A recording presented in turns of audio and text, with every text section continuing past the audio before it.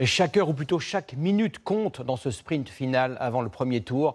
Aujourd'hui, Marine Le Pen a semblé planter le décor d'une possible cohabitation rugueuse avec Emmanuel Macron.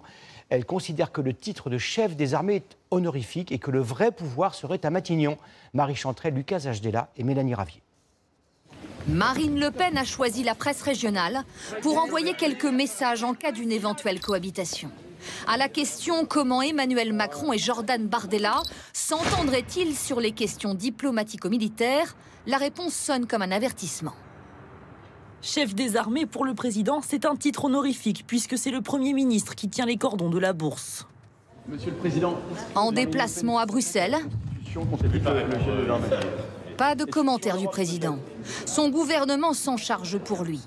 La Constitution n'est pas honorifique, écrit le ministre des Armées. Le ministre de l'Europe s'indigne. Il y a l'arrogance de Marine Le Pen, qui considère que le Rassemblement national a déjà gagné les élections, au mépris des électeurs français, au mépris de la démocratie, et quelle arrogance de vouloir systématiquement réécrire par avance la Constitution.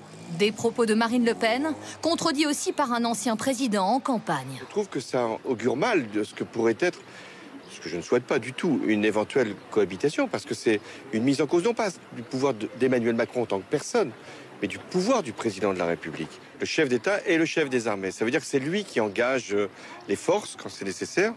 Les communistes voient également dans ces déclarations une forme de provocation.